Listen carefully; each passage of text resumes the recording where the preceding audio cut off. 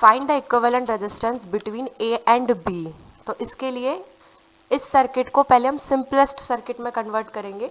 तो यहाँ पर पहले देखो ए और बी के बीच मैं ये बोल सकती हूँ कि ए से बी तक एक जो मेन रजिस्टर जुड़ा हुआ है वो कौन सा है। अगर मैं ए से बी की तरफ जाऊंगी तो मुझे रास्ते में कौन सा वाला रजिस्टर मिल रहा है, 30 ओम वाला।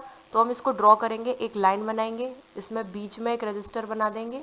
ये ए पॉइंट हो गया, ये बी पॉइंट हो गया, और इसके बीच में कौन सा रजिस्टर जुड़ा हुआ है, 30 ओम का। अब आते हैं नेक्स्ट, ये वाला जो पॉइंट है इसको सी पॉइंट डाल दो। तो ए और सी के बीच कौन कौन से रजिस्टर आ रहे हैं, वही पाथ वाला रूल, ए से सी के बीच जाएंगे तो पहले एक आया ये 3 ओम वाला, और दूसरे पाथ में आया कौन सा, 6 ओम वाला। और अलग अलग पाथ के जो रजिस्टर होते हैं वो कौन से कॉम्बिनेशन में होते हैं, पैरेलल कॉम्बिनेशन में। तो आपको कुछ नहीं करना, यहाँ पर एक रजिस्टर बनाओ, ये पॉइंट सी हो गया। अब ए और सी के बीच दो रजिस्टर जुड़े हुए हैं जो कि कौन से कॉम्बिनेशन में है, पैरेलल कॉम्बिनेशन में। तो एक हो गया कौन सा वाला, 3 ओम, और एक हो गया 6 ओम।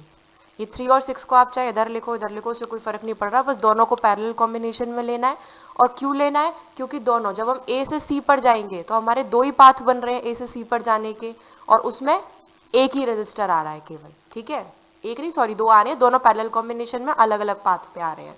फिर उसके बाद आते हैं सी से जाना है बी पर, सी और बी के बीच का पाथ रह गया अब केवल। सी और बी के बीच में कौन कौन से रजिस्टर है, केवल एक ही है, 8 ओम का, और कोई पाथ नहीं बन रहा। तो कुछ नहीं करना, अब सी से बी पर पहुंचना है हमको, और केवल एक रजिस्टर बना देना है जिसका कि रेजिस्टेंस कितना है, 8 ओम है। अब ये थोड़ा सिंपलेस्ट फॉर्म में कन्वर्ट हो गया। अब हमको total resistance, net resistance find करना है ए और बी के बीच का। तो अगेन वही पाथ वाला रूल, कौन कौन से पाथ है इसमें, ए से बी पर जाने के एक पाथ बन रहा है मेरा ये सीधा। तो पहले पाथ में कौन कौन से रजिस्टर आ रहा है, केवल एक ही आ रहा है, 30 ओम वाला। एक दूसरा पाथ बनेगा मेरा ये ए से बी पर पहुंचने का। तो पहले ये दोनों पैरेलल कॉम्बिनेशन में, इनको पैरेलल कॉम्बिनेशन में जोड़ लो। तो 1/3 प्लस 1/6 कितना आ गया, ये 1/r की वैल्यू आएगी। तो ये 6 एलसीएम आ गया, ये क्या होगा 2 + 1, 3/6 1/2। तो इनका नेट जो पैरेलल कॉम्बिनेशन का रेजिस्टेंस आएगा वो 2 ओम आ गया। तो इस पूरे की जगह हम यहाँ से हटाकर क्या लिख सकते हैं, नॉर्मल सर्किट बनाएंगे। तो ये हो गया 30 ओम का, और ये इधर हो गया 2 ओम का, और एक ये इधर हो गया 8 ओम का। ये पॉइंट है ए, ये पॉइंट है बी, ये पॉइंट है सी।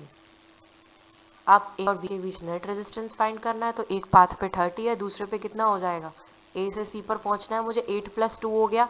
तो सेकंड पाथ का रेजिस्टेंस हो गया